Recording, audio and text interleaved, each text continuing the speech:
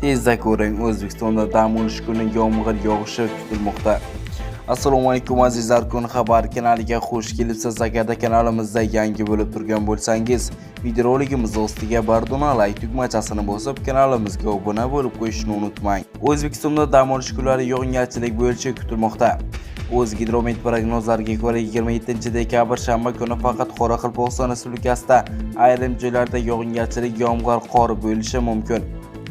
Yakshanba kuni Buxoro, Navoiy, Toshkent, Samarqand, Jizzax, Sirdaryo, Qashqadaryo viloyatlarida ba'zi joylarda yomg'ir yog'adi. Tog'li hududlarda yog'ingarchilik, yomg'ir qor bo'ladi. Respublikaning qolgan hududlarida yog'ingarchiliksiz ob-havo saqlanib turadi. Dam olish kunlari havo harorati shanba kuni 7-12 daraja iliqqacha, yakshanba kuni 10-13 daraja iliqqacha ko'tariladi. Harorat kechalari 2 daraja sovuq, 3 daraja iliq atrofida bo'ladi. Shamol 7-12 metr sekund tezlikda esa respublikaning ayrim joylarida tuman tushishi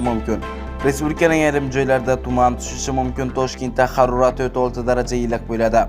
Shanba kuni yog'ingarchilik kutilmaydi. Harorat kechasi 12 daraja iliq, kunduzi 7-9 daraja iliq bo'ladi. Yakshanba kuni kunning ikkinchi yarmida yomg'ir yog'adi. Harorat kechasi 2-4 daraja iliq, kunduzi 10-12 daraja iliq bo'ladi. Sizga kelmoqchi bo'lgan ob-havo ma'lumotlarimiz mana shulardan iborat edi. Bizni kuzatishda davom eting.